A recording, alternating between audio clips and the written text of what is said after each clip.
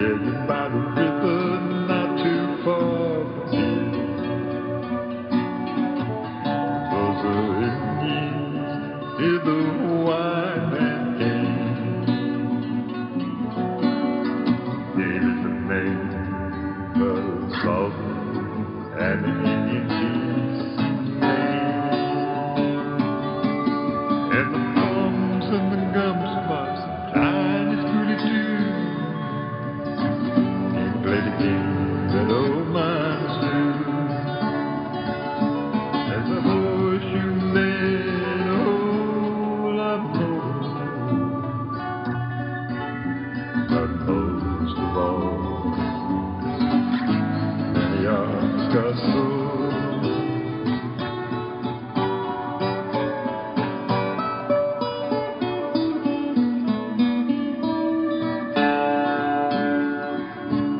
The gold in this river is a mighty fine gold. It's a land and sea.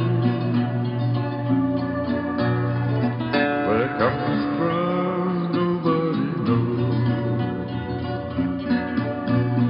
It's just here from somewhere.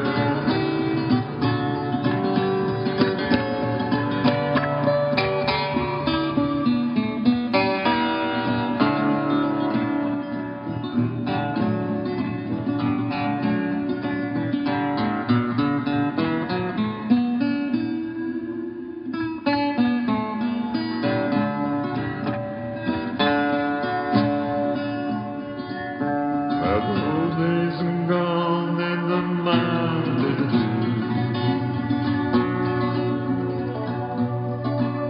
by the story of the river stays through. For the fate of the man at the head of the gold, and the bird through blue mountains.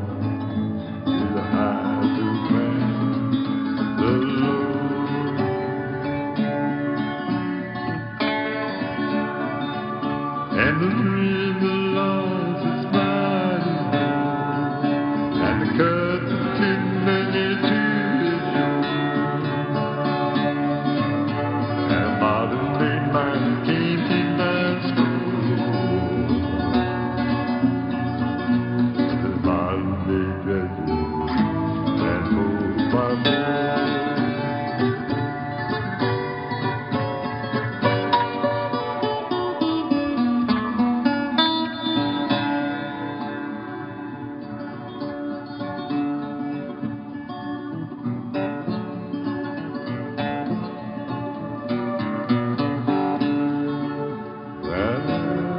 Exactly judge in the Cherokee.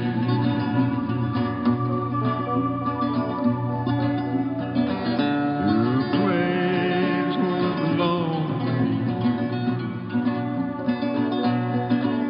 but they put up a game of lonely me. So I walked away from the trouble I could have been in. And the river lost its mighty road, the cut didn't down to its shore. And a modern day miner came in my school. Said the modern day dredger. Charlie Zebra, Nevada. Come back. This is Charlie Zebra, Nevada. Any sign of Bob Treeroot? Negative, base.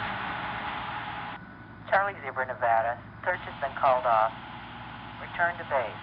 Roger, base.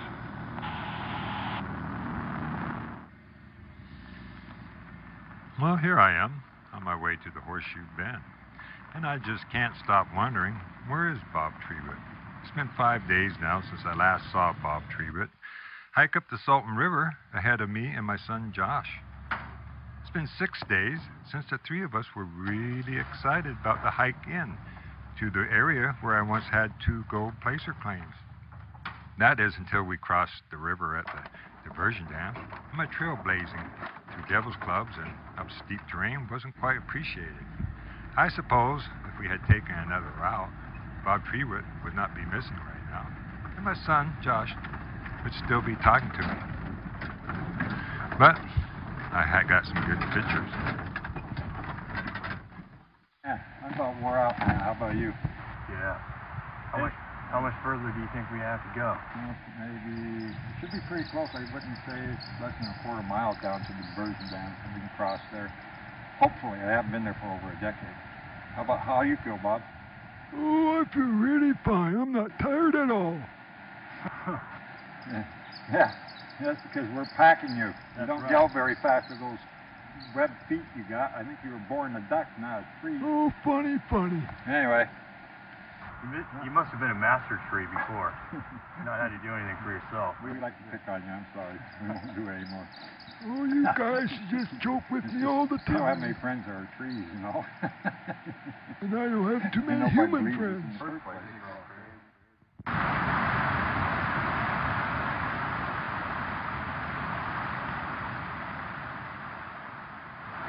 Well, I'm going to make it through here. I'll go first, see if I make it through. Bob, you go next. Josh, you behind Bob so he doesn't, something happens to Bob. You make sure it doesn't happen. You know, he doesn't walk because there's no feet.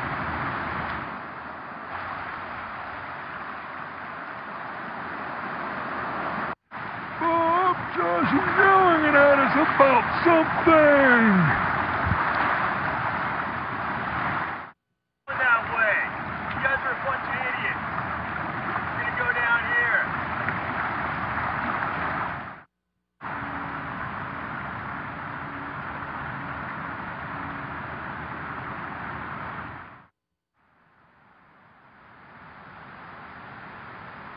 Well, Josh, he decided it was a lot shallower down the river, and he also decided to blaze his own trail up the hill to get around to the other side of the diversion dam. He knew there was a lot easier way in. That was the logging road that comes from the other side, and it drops right on top of the claim. We could have went that way, but I wanted some good pictures, so I decided to come this trail. And me and Bob Treewood, I don't know, I guess we just enjoy hiking in rough terrain. How you doing?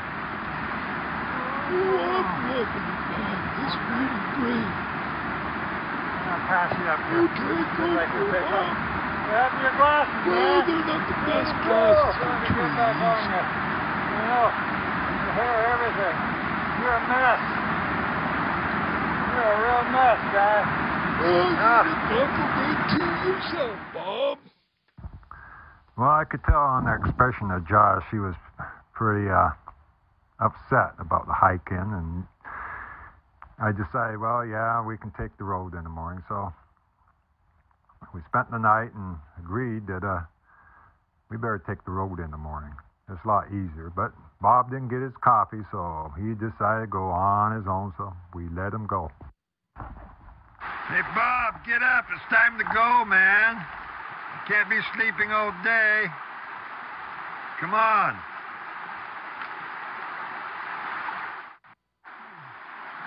All right, I'm up. Oh, wow. It's so good to be back in the trees. Hello, my buddies. Hi, everybody. I'm glad to see you all. It's so good to be a tree. Oh, well, I can't wait to get going. Hi, Josh. Morning, Josh. Morning, Bob. Making coffee for us. Yep. Oh, I can use a cup. You don't drink coffee. Well, I can change my mind. Yes, Bob, I'm going to take off ahead of you. Meet you at the grain. You guys are taking too long. You're a bunch of school folks, you know. I'll see you later. Yeah, we'll see you later, Bob. Good luck. You can be the tree recon. Watch out for those, whatever, tree snakes. Tree huggers. It's so good to be a tree with my branches reaching all the sunlight and keeping those raindrops on my green, green leaves. Yes, it's so good to be a tree both day and night. With my roots on the ground and my head in the sky. This is day 2, and we had a little mishap. Decided to hike out, to hike up the river. We let Bob Tree.then go on up the river. Hopefully we'll meet him up here in the old claim we used to have. So, this is Bob Grant, Channel 0 News. This is kind of how it goes sometimes. So, Josh is using his cell phone. Back to Oregon. Talk to you later. Bye.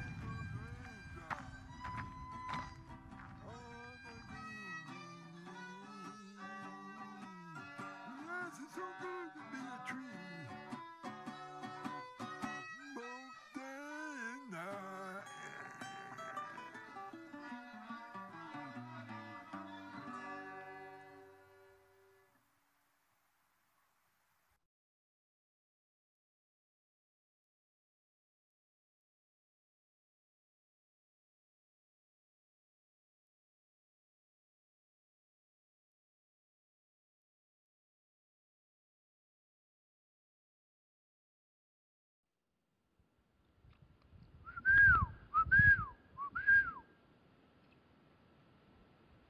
This is deer talk. You talk to them like whistles.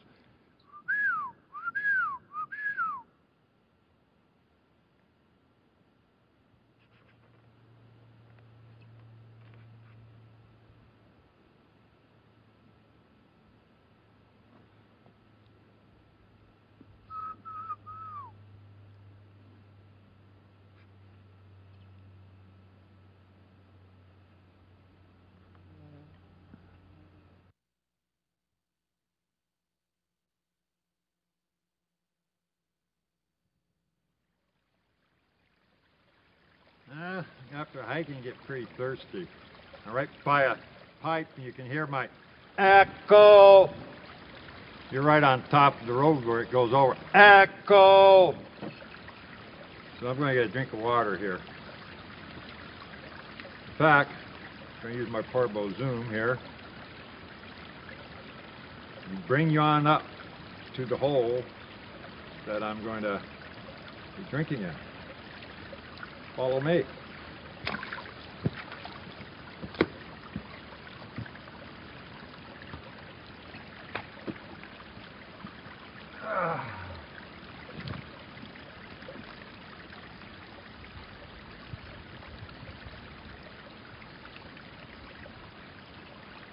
Pretty good.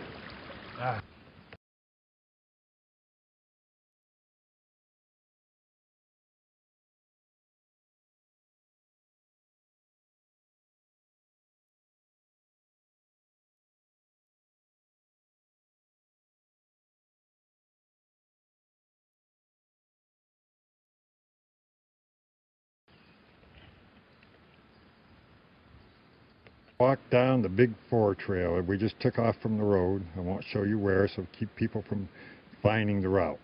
Oh, you'll find it. There's a sign that says Big 4. But anyway, down we go. And here's an old growth tree along the side of the trail.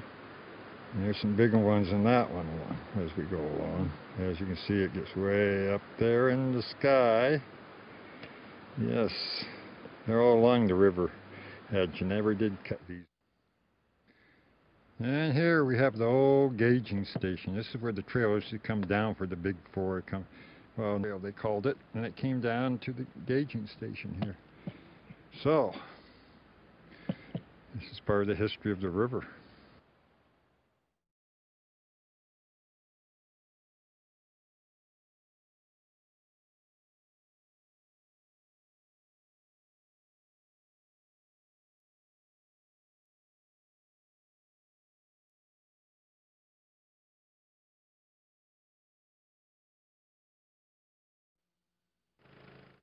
Oh, it's not a dead man. It's a guy digging for gold. Dredging for gold there. Here a little closer.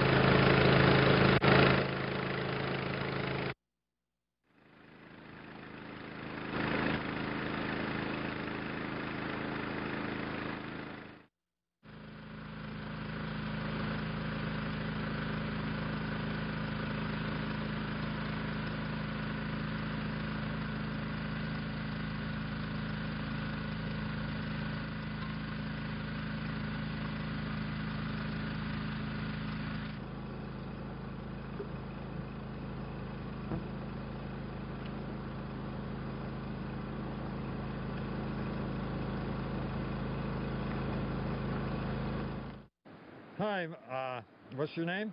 Terry Harris. And how do you enjoy mining? I like it a lot. It's not going to get rich this way, but it's a lot of fun. Yeah. Well, I'll try to send you a copy of this. Somehow you'll get one through the club. Yeah, sounds good. I'll send them more than one, that way they can... Okay, and I think I'll send some to the legislature so they won't sell this. Yeah, good idea. We definitely don't want that.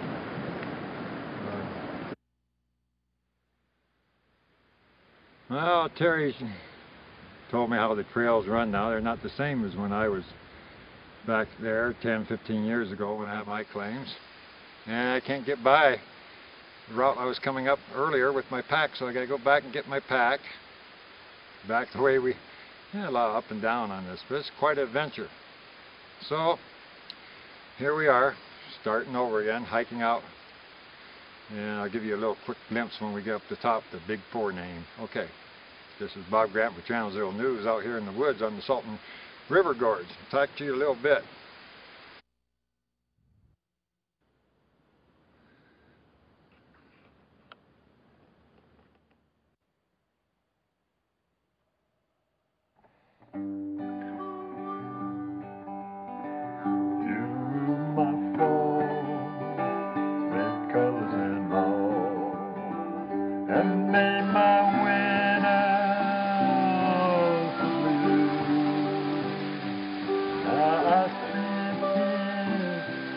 Cabin in the sky, by the fire, with tears in my eyes, watching wind, blue song in the winter time, Lord, on the evergreen. It's a scene out in a dream. It is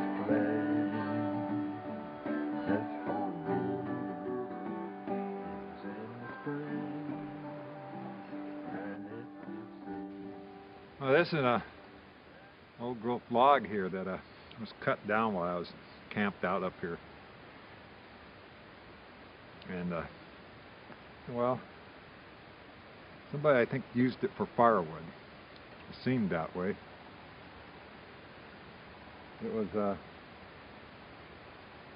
somewhere, I think, in just before spring. Snow was just gone.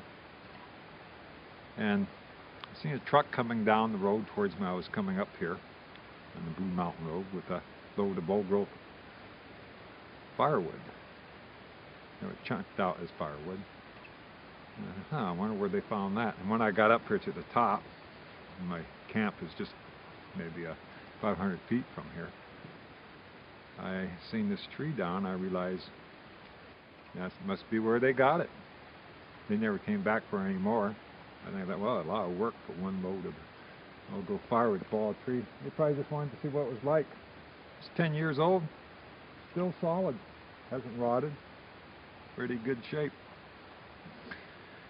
Forest Services, they just leave it. Nothing they're going to do. That's just their way. They told me that's how they do it. So, this is Bob Grant for Channel Zero News again.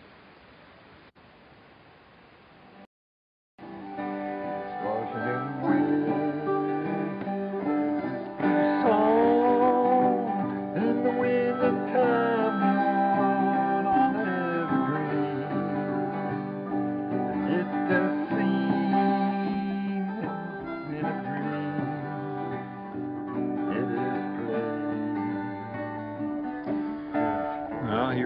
lantern that was in the area where my cabin used to be. Right there was basically the sheep herder stove. I had it built inside the hill and had a tarp and lean-to onto a travel trailer, and had almost 2 cords wood stacked around it back then, and that was in the year of Kodesh, I call it, the year of Kodesh and Waco. So let's take a look over the hill and see what we can see from here, going down to the claim that was down below.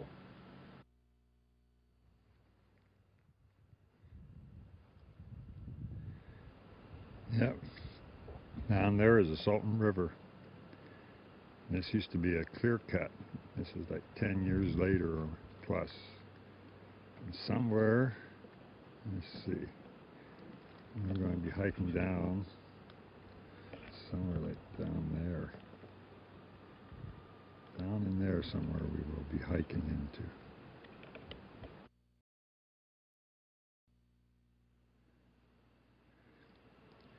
Here's the main landing that is where they brought most of the logs up with the tower. Highlined it. Well, we're going to go down to the river, take the trail down there. Kind of like going through a tunnel, lots of it. All the trees have grown up. They've been planted years ago, and it's kind of nice and shady. Before it was like a desert, so let's get going.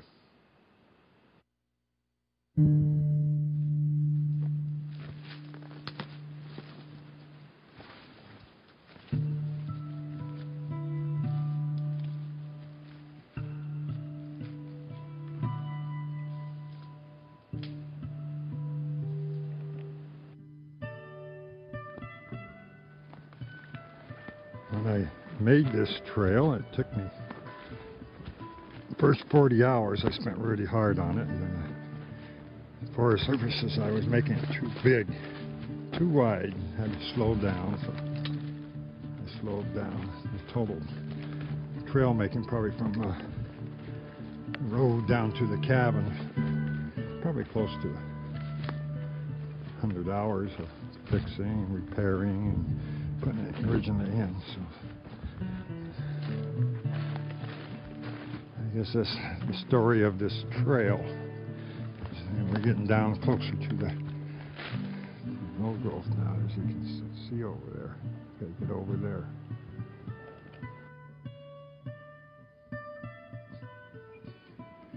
Here's a rock. I had a dog named Bear. He used to get ahead of me, and he'd get underneath there, get down into that little shadow place down in there and hide. And if I didn't remember that he hide there, sometimes I wouldn't even see him, because he'd get hidden so well.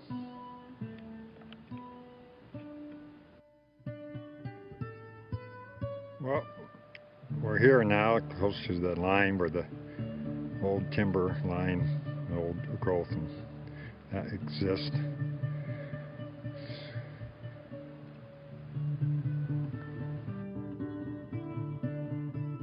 Ahead is a old growth tree. It's a good size. We'll get down there and I'll show you what I mean. I'm standing at the base of it right now. Spread my arms out. You can see it's probably a good 6 feet through at least.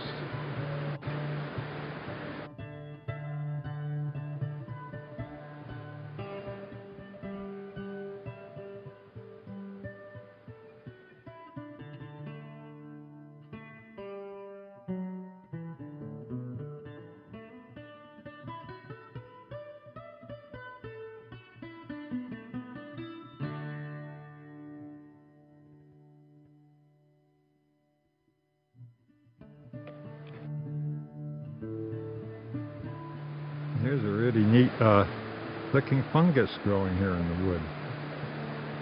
See a lot of neat stuff out here.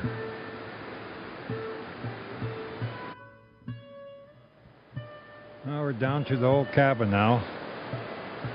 Used to have boards from a miner cabin I found just probably 20 feet from here. And then I put a tarp over it for a roof. Well, after a decade, there isn't much left of it.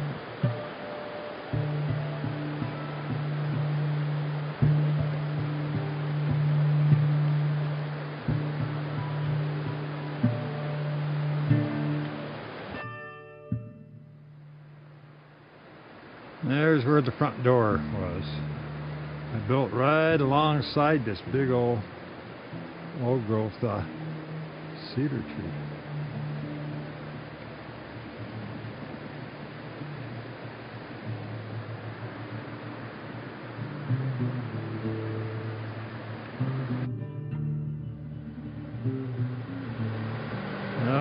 Down below is the river.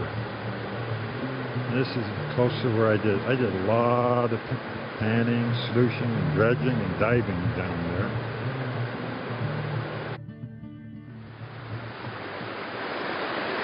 Now we're right down at the river, so I'm going to speak up a little bit. It gets loud, very loud. Right here, you see that big rock? Yes, right underneath it there. I got some of my best gold.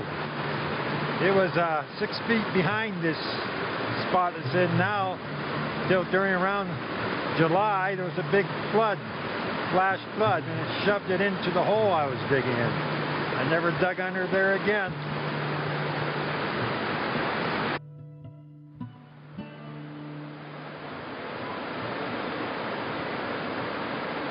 And this is where everything went to from there.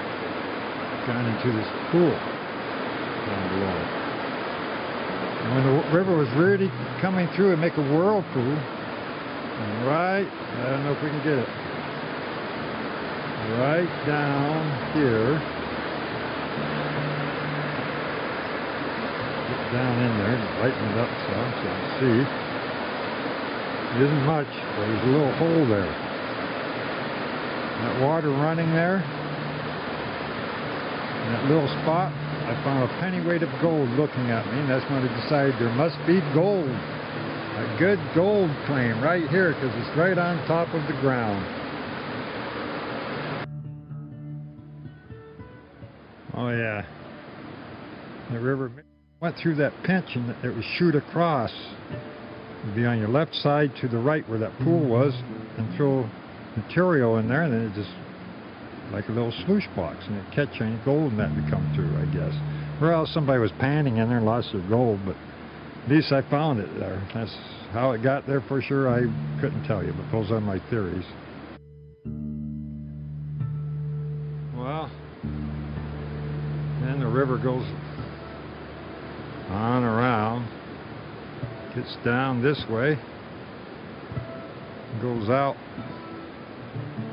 around that bend to the downside of what used to be my claim.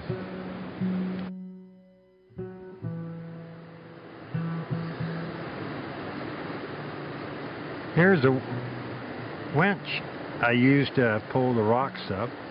I had a 40-to-1 ratio hand crank, then I had about enough block and tackle to get 5-6 wraps. And I could pull up some pretty good sized rocks. And here's one of my old signs for the Zachary Josh place of claim. This is about where the line separated the Cherokee and the Zachary Josh. Now these are, I guess you could say, people that took over after I disappeared from here and come back.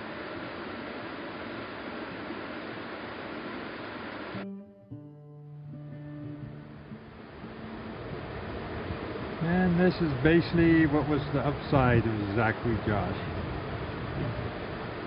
You see where we started from, is about where the line went across, somewhere there.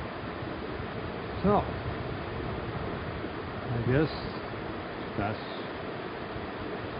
Zachary Josh and the Cherokee gold claims I used to have.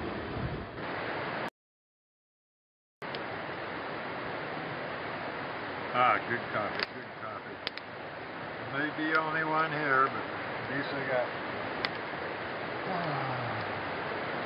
Oh, my chicken eggs melting. Hot fire. I kicked back against the rock. I got a fire just where it got dark. Finally got to the claim. I'll tell you something, that was quite a hike. I've been hiked out 3 times now from the river. Gone down twice. I've got more than I come in, so. Bob Treewood, he's gone. Stuck out in the river somewhere. Josh, I lost him somewhere on the way. He probably went home, probably gave up. Yeah, hanging around me is a lot of work. You don't know where you're going. So, alright, get back here.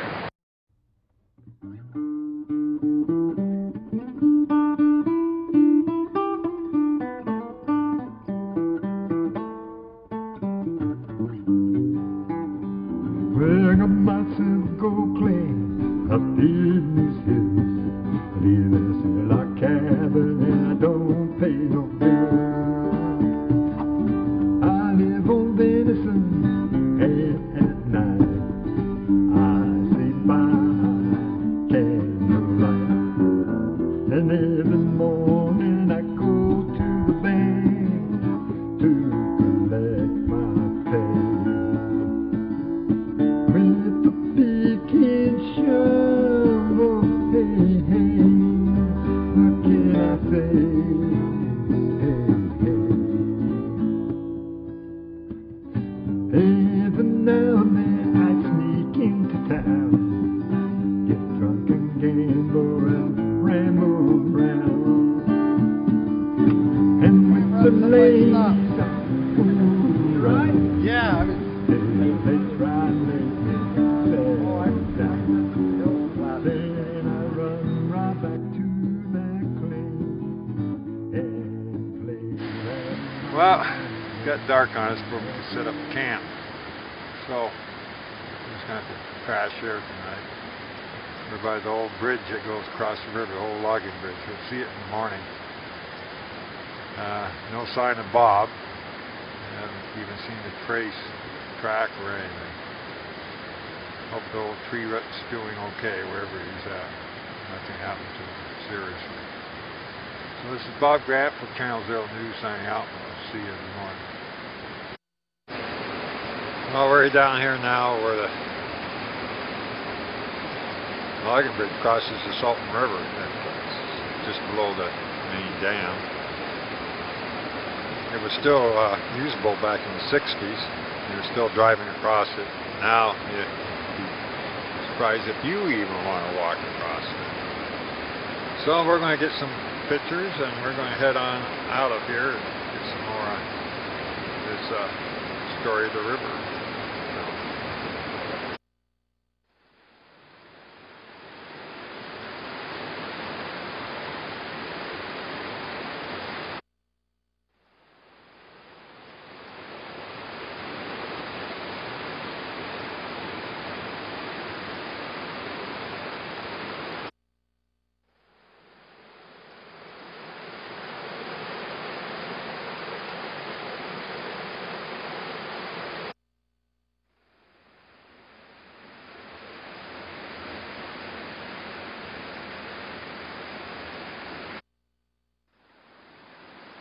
Well, we're on top of the bridge now. We're going to attempt to walk it. Let's take a look at the river. It's down there. It's kind of looking into the sun, might be kind of bright.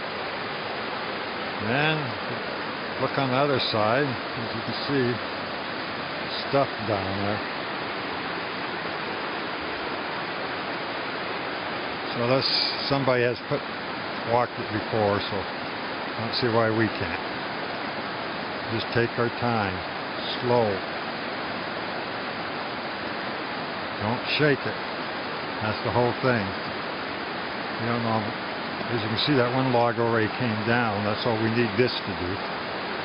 Come down. And I tell you, I don't really like doing this. But it's the easiest way across the river. And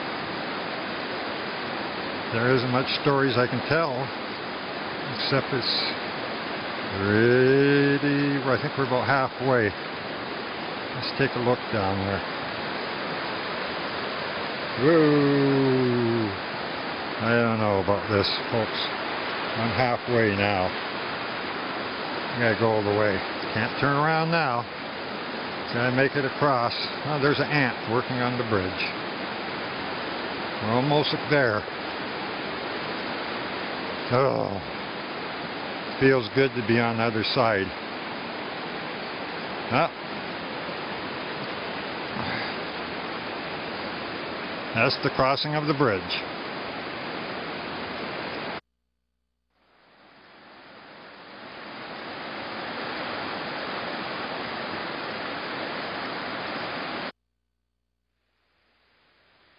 Well, we made it across, didn't fall in as you can see, and it's time to go see our next scenic site, so here we go.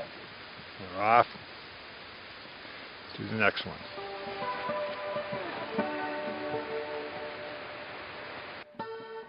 Well, here's some more fungi growing on the trail.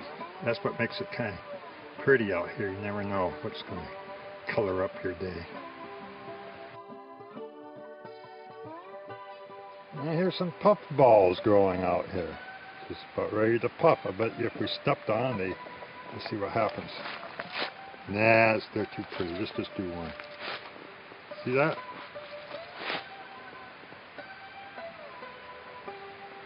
Okay. Huh.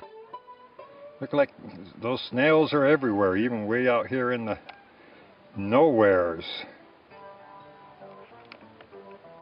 There's some of the leftovers from the railway. They used to come here, the logging rail, alongside the river, just to hold the track in. And there's a few of them along here, and we're going to lift up and take a look through here.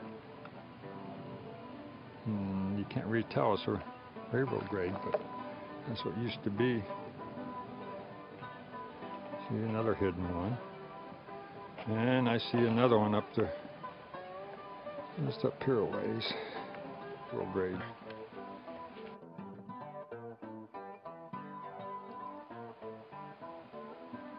Well, here's an old bucket I found out, a galvanized one. They really made them strong back then in those days. Solid as can be. I mean, hey, not burying those plastic things we have now.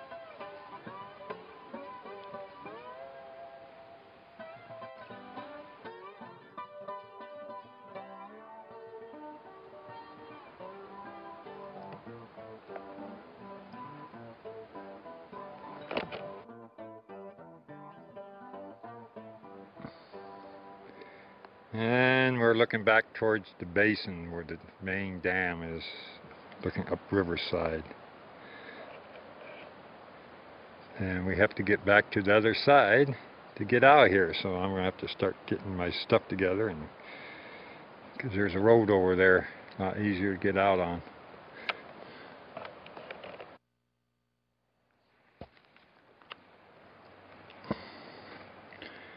And there's a river way down there. Yeah, like I say, I got to hike back down there and from this side and go back up and get to the road over there so I can continue on.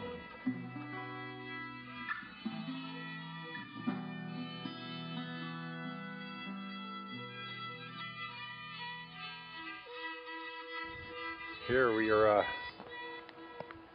standing at a place where in the year, or I should say the fall before the year of Kadesh, I was camped out in my trailer before I went on up above Claim for a couple weeks.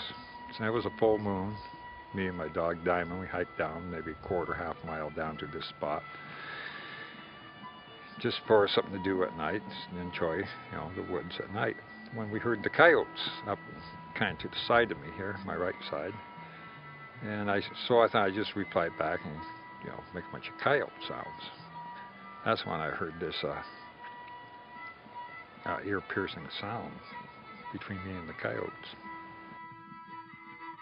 Yes, it was right about here where this spur of the road meets the main road. It comes in. Me and my dog Diamond were when we heard the coyote. So I just yelled back, yip, yip, yip, yip, yip, yip, yip, yip, yip, yip, yip, yip, yip, yip, yip, yip. And they were up between that hill and me when all of a sudden I heard this sound of,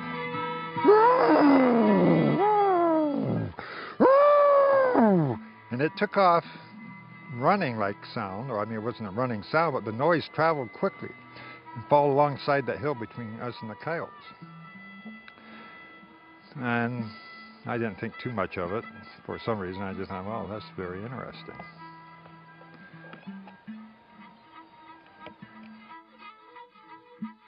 Well, the sound, it just kind of dissipated, and I started walking up this spur till the end, and then I decided to turn around and come back, and I almost forgot about the sound I heard. I figured maybe a bear or something. And then Sasquatch did go by my mind at that time.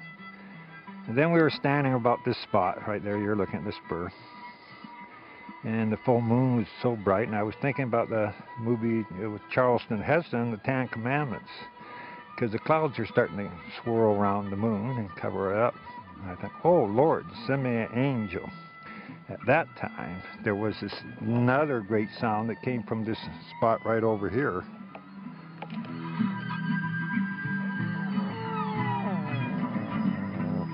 I heard the sound on the other side of me now. I had that thing, wherever it was, I circled clear around and come up on the back side, or down road from the spur where I was. Well, my dog, you know, he just wagged the tail and looked at me and thought nothing of what was down there in those woods.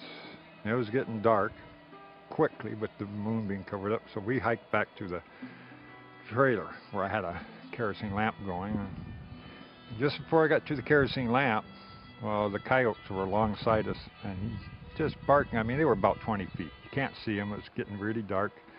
They're in the woods. You can hear them out there just having a time. And my little Diamond, he just goes off and went off and played with him, which I thought maybe I'd never see him again. But I got to my trailer. 10 minutes later, he was there at the door, just wagging his tail, wanting back in. So that was the first experience of that sound.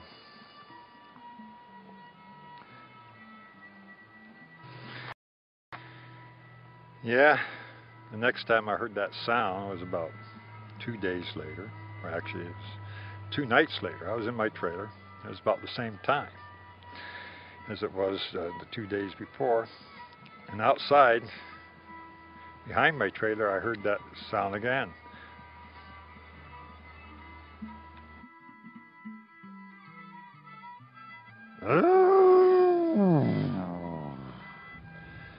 Yeah, that sound was right outside my cabin, wherever it was. Back then, this clear cut was full of trees, and it was out there in those trees. So I opened up my trailer door and said, hey, you guys, to my dogs, Brandy and Diamond, which are the only 2 I had at that time. I said, why don't you go check it out? They just wagged their tails and looked at me and says, huh, we don't hear anything. So I just thought, oh, okay.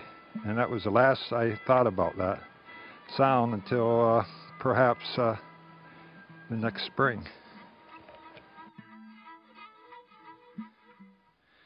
Yeah, it was the next spring when I was coming out and was nearing the main road, the county road off of this gravel road, when I came upon a guy in a love pickup. He was sitting there, and it was getting close to dark, and I stopped to see if everything was okay, and I guess there was something wrong with his truck. He told me he was going to spend the night there because he didn't want anything to happen to his truck. He didn't trust it there overnight. Then he proceeded to tell me a story about walking out one night. It was in the same area where I had heard that sound the first time. He said he explained where it was. I had never told him what I heard. He just started telling the story. He said, I was walking through the woods there. He said, when I heard something out in the woods alongside me, walking, he said, they made very large strides. He says, you know, maybe almost 10 feet, 8, 10 foot, whatever it was. It was very huge, it seemed to him, these strides. And it was making a small sound like, and he said he would never forget that experience. You know, I told all together in the stories other friends told me about coming out in the woods and hearing what they said they believe was a Sasquatch, and I believe now, that was what I experienced, was a Sasquatch.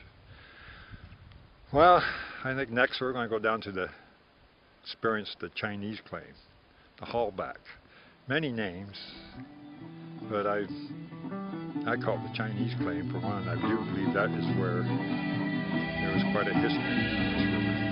So, looking in on the Chinese back.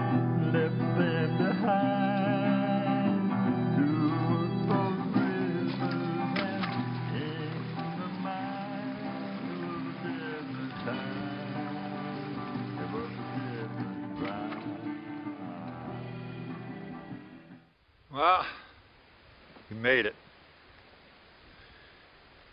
We're here at the old Hallback. I believe this is a spot where the Chinese discovered or made the first claim. I'm told there was like 7 Chinese signed 7 Chinese characters for the claim. There's a story behind that. I'll tell you as we go down below, but first I'm going to show you some of the garbage around here left over from the years of people coming here and mining. So hang in there.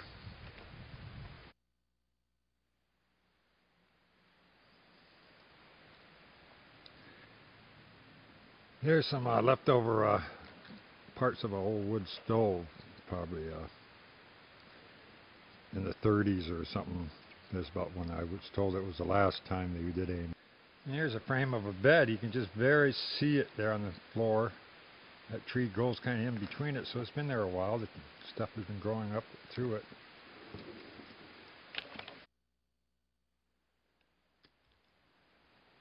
Okay, now you're looking at a body of water. I'm trying to make some ripples there so you can see it. I keep missing. Let me try one more time. But right through there, behind it is a ditch they dug. And there's a little gate to open and close to let the water go down to where they had their sluice boxes.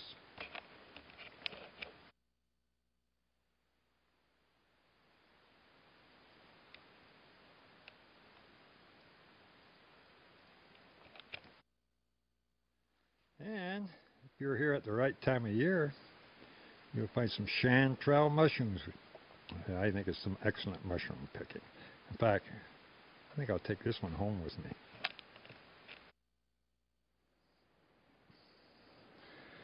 Well, now we're going to go downhill, down the trail, and see if there's any evidence left from where they did their mining. You have to be really observant.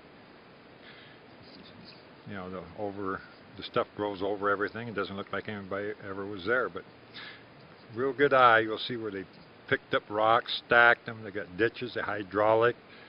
But hey, Mother Earth seems to heal, so let's take a look at it.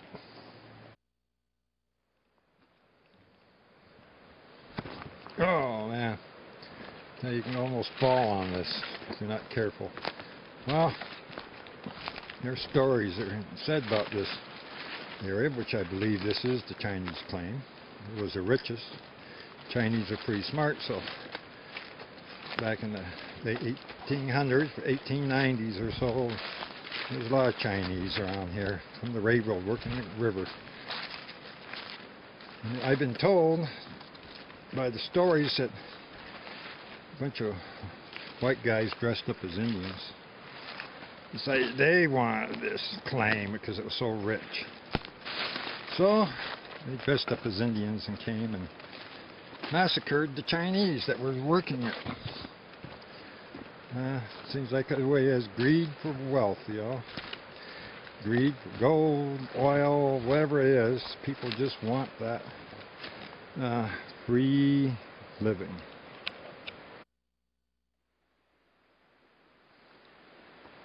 Here's one of the leftover pipes they used on this to do their hydraulic clean, bring the water down to where they were hydraulicing the sides of the hill. Well, here's the bottom end of that trench I was telling you about. They started way up there. I think this thing was just done by the creek itself. Gosh, I ran into some people said they took 4 ounces of gold out here back when it was $800 an ounce by doing the sides of this stream. Yeah, I don't know. It's hard to find gold in here. And besides, it was somebody else's claim.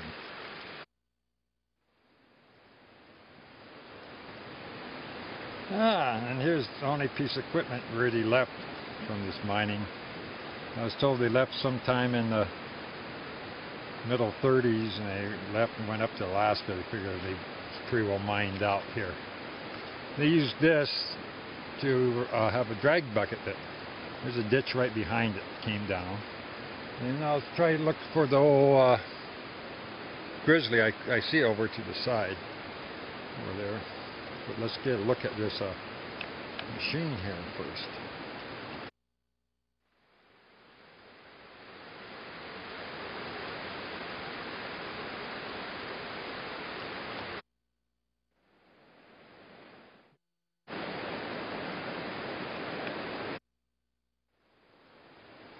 Yep, here's the grizzly where they brought the gravel in. The fines came down, fell into the boxes, and went on down the river. They used that old drag bucket to bring it down.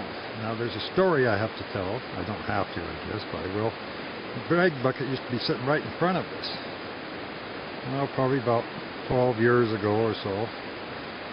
Some guys with a four-wheel drive threw a line way down over the hill and drug it on up. And I don't quite remember what they did with it, but it more or less left the area here.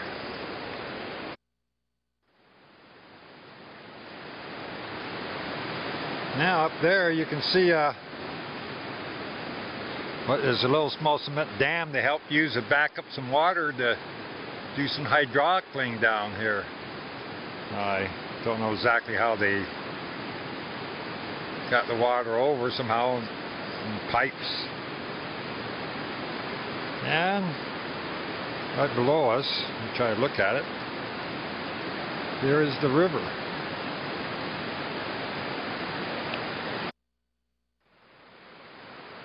Now this is the upside of the river coming towards us.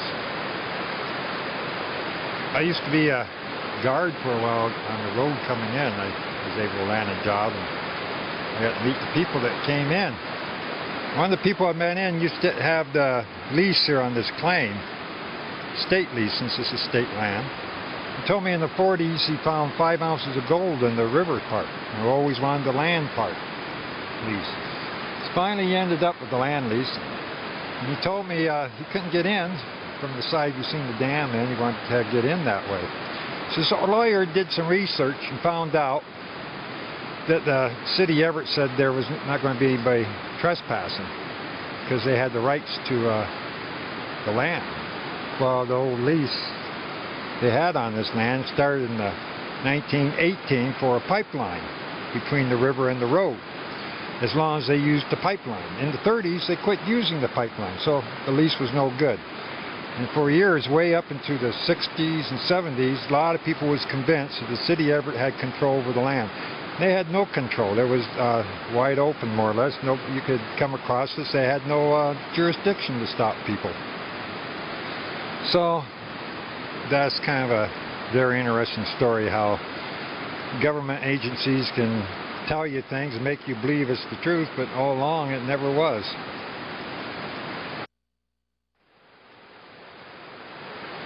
So we're going to start heading out of here, get to the main road. The next place will be we're going to visit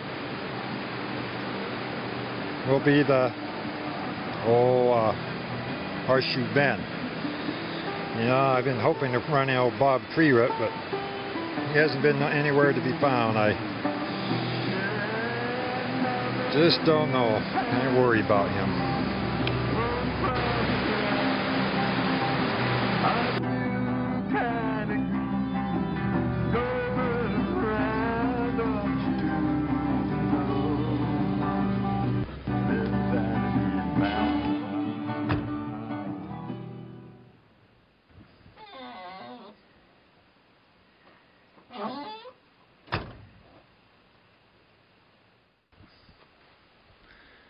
Well, we're here. We're going to go down and look for the tunnel at the Horseshoe Bend, the one they used to divert the river through so they could drain up this deep hole there. They figured there was going to be a lot of gold in it. We'll get down there and see if we can find it, and maybe it's going to be kind of tough maybe. This is a clear cut and they've changed things around. It's been over a decade since I've been down there. My friend Jesse Granger used to pick mushrooms up here, and hey, I guess we're about to find out what it's like. So let's get heading out.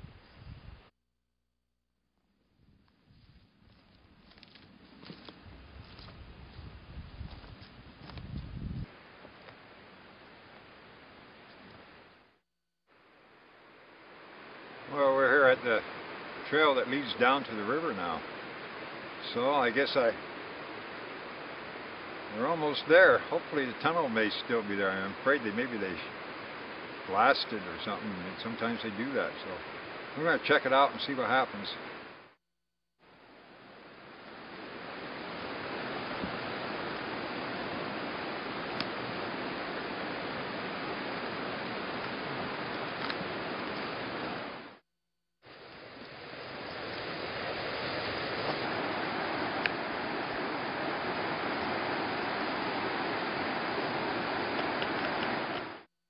Well, this is where they diverted the river into the tunnel right here. The river's behind me, upstream side. Came right down through here, and in front of me is a ditch that they dug out, which is all growing up. Just looks like it came. Tell it's a ditch now. But it went through this thing. They pulled all the boulders out.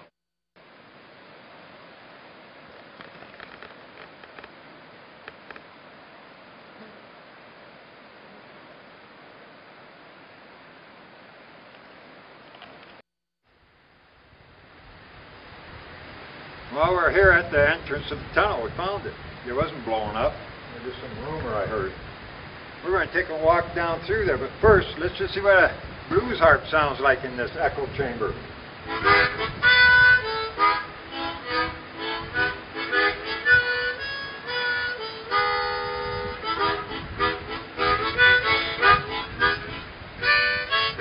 And we're going to turn our light. See what we got in there. What do you think? So, I think it's time to head out. See what's in there.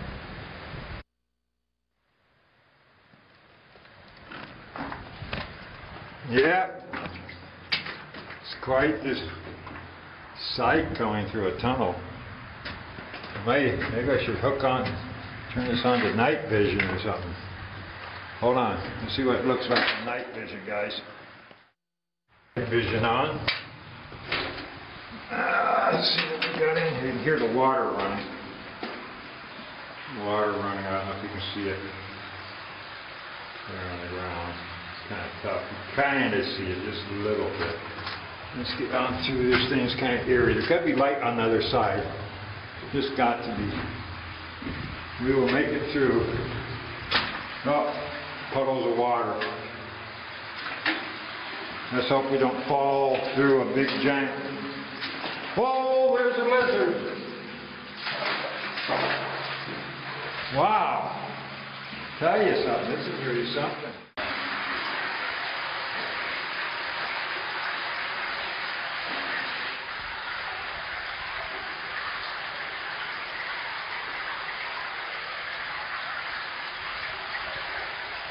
You see light up ahead. Looks like we're getting close to the entryway there. The roof had caved in. I guess it isn't very safe in here. I thought it might be safe. That means I better be very careful, huh?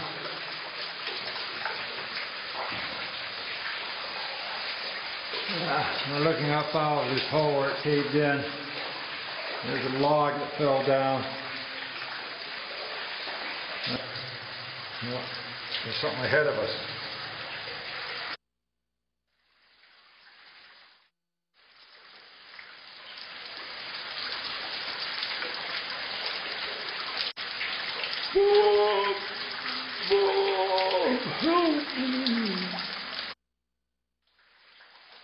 Oh my God, it's you, Bob.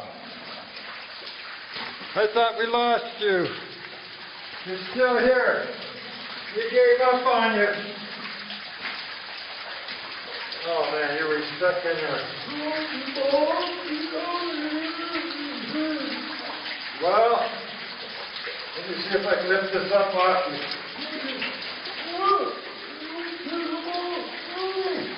There. Oh man, you got a little bruised here. I'm going to run and get my first aid kit. Get you. I'll get you. Just take it easy, Bob. Don't talk. Just don't talk. We'll get you out of here. You're going to grab this pack. I said don't talk. That's it, Bob. We're going to head on out.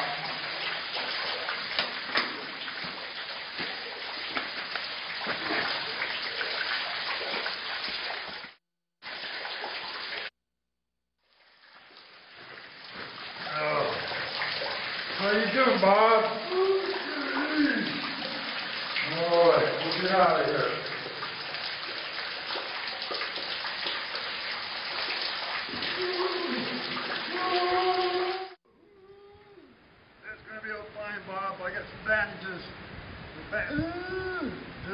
quiet, Bob. Hold on to your straight. I know. I never thought I'd see you again. Don't say anything. Just take it easy. Bandage you up here. Looked like you lost a little bit of sap and you started going dormant here a little bit. Feel some of these. Seal up some of these spots where. Oh, it hurts. It hurts. It hurts. Be quiet. We'll bandage you up here. You'll be just fine.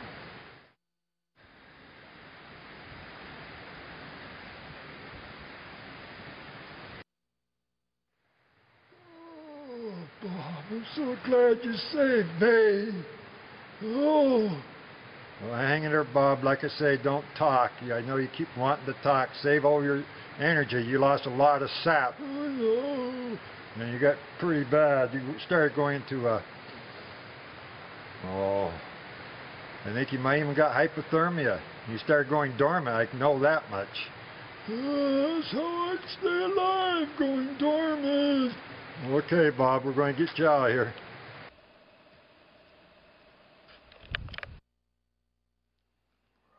Bob, I'm sorry, it's not the best. I'll be careful. I'll get you in here. Oh, Bob! It hurts. Don't worry.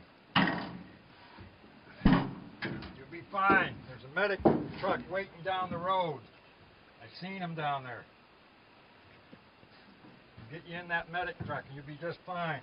Okay, Bob.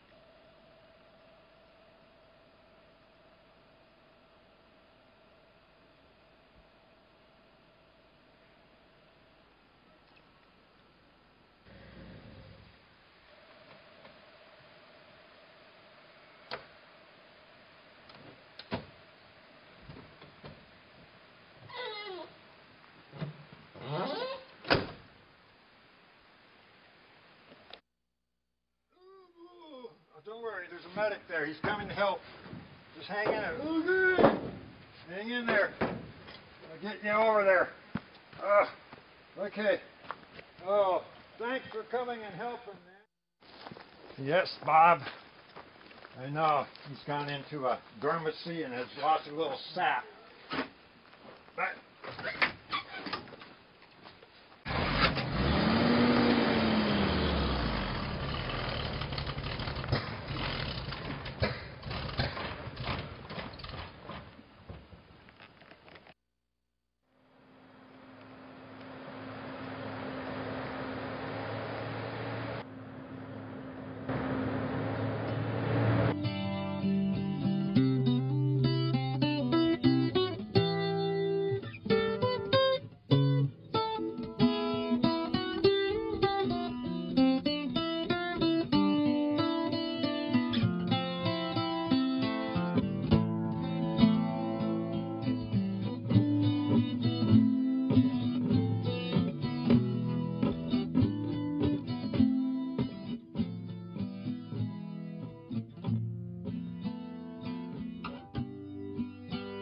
well, by the looks of his eyes, he looks like he's awake. Oh, trees look that way when you're in dormancy. How long is he going to be dormant? Until spring. Oh, that's a little ways off. I'm going to miss the guy until spring. You think he'll be okay then? We'll take good care of him. Okay, Bob. Well, Bob, I'll see you later, buddy. Yeah, I know you may not hear me, but I sure miss you. I'm off to continue what we started doing. So, take care, guy. Bob, help! I'm going somewhere.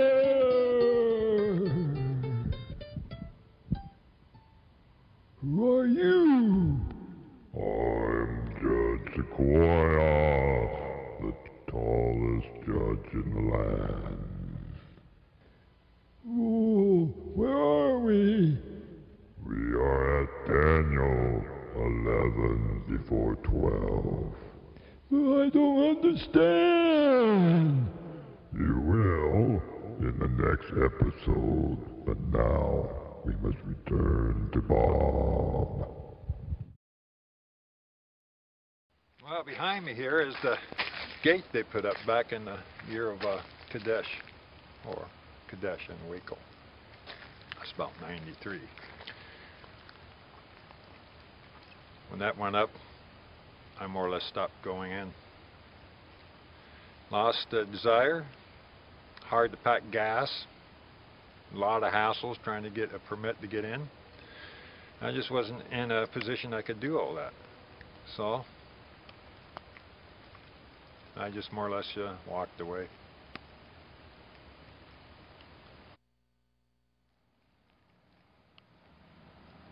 But with special powers now, I'll show you what I can do. You just break the lock with a little kung fu. Then you can swing it open. That's all you have to do.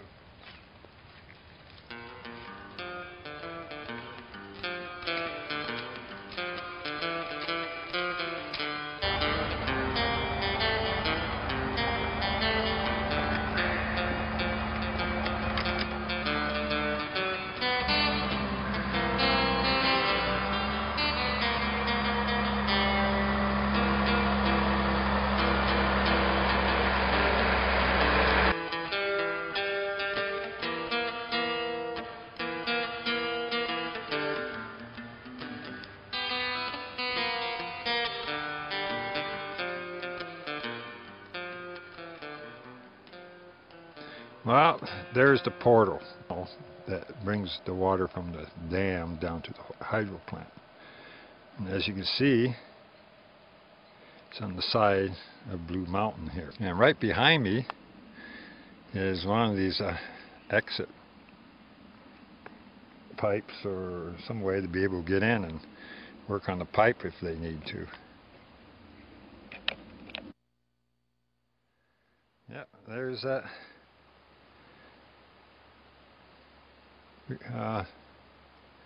tube that goes down into the pipe for repairs, etc.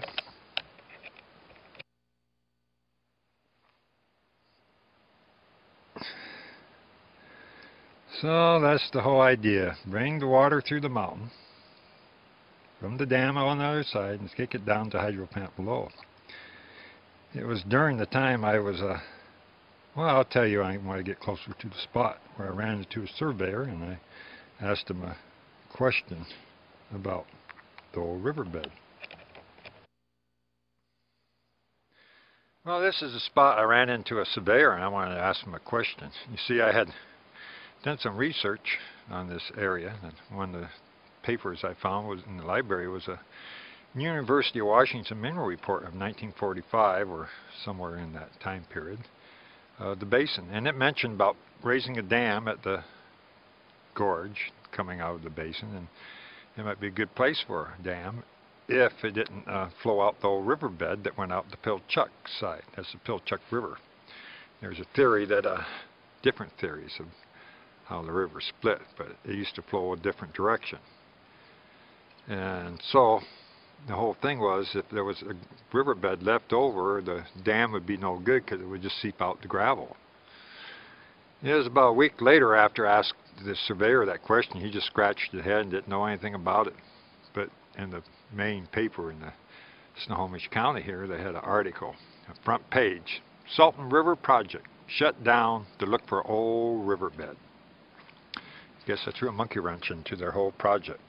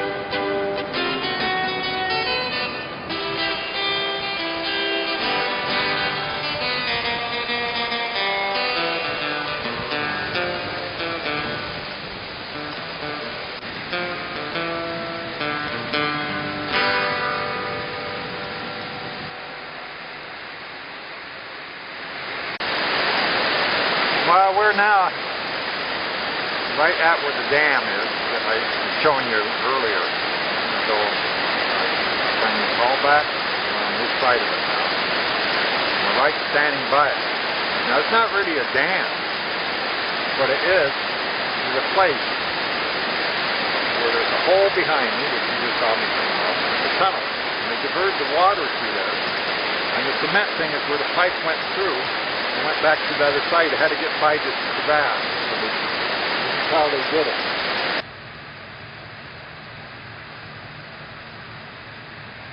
Here we got the pipe on the other side going back into the tunnel. It hooked into that cement thing, went through that. So it looked, like I said, it looked like a dam from the other side of the river. And then they drilled this tunnel, and they had the pipe bring the water on through like this. And I do believe this is part of the old pipeline. And part of it went down the sultan. How much of it, I don't know. And I don't know the full story of it. And that's the thing about intelligence. I told you that this is probably where they pumped the water across the river, the hydraulic, but that wasn't true. And you probably believe me. And I can see, with lack of proper intelligence, you really don't know what is going on. If it was in a case of emergency and you needed to do something with that proper information, what the heck? You're all wrong. It's not going to work. So, we're going to show you some pumps down there.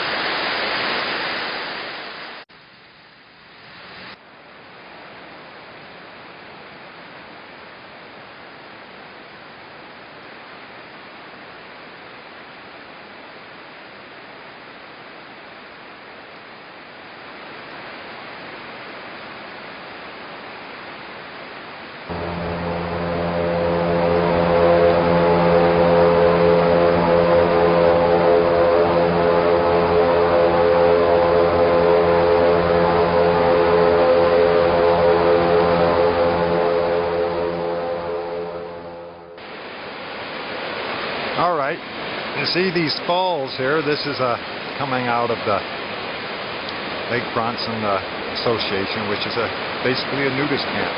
That's on the side of the river I generally used to drive in. Their gate was next to the gate that they locked up, the state did, that went up the mountain. And when I lost my dog, Bear, that was just before I heard that Sasquatch a few days, I lost him, and then I was coming through and I heard a dog barking. And I heard it out in the woods, so I followed the sound. And I kept following the sound. I kept saying, "Bear! Bear!" And I hear it bark, and I yell, "Bear!" Well, I finally went through the woods enough that I realized, I says, "No, I think I'm on this nudist colony now." But I heard this dog barking from this cabin I saw. So I walked up to the cabin, knocked on the door just to see if maybe it's my dog. And sure enough, the door opened up, and I realized, this is not the same bear I'm looking for. So, that's kind of a quick story about the nudist colony and my search for bear. Walking down a dusty road, scented with ocean grass and wild rye. Got a sack on my back, searching for that chittum tree. I'm young and I'm free, looking for that chittum tree. But most of all, I'm free. Mystery round every bend, I hear the voice of a wild girl's head. Out of the woods comes a young coyote, looks up to me and he seems to say, I'm young and I'm free, living near Mother Nature's trees, but most of all, I'm free. Up ahead is a stream where the people built the dams in the homes of their dreams. stop a while, take a look at Mother Nature smile. I'm young and I am free, living these Mother Nature trees, but most of all, Lord, I thank Thee for creating all this for me. La da da la da da, la da da la da da dee. Oh Lord, how I do thank Thee.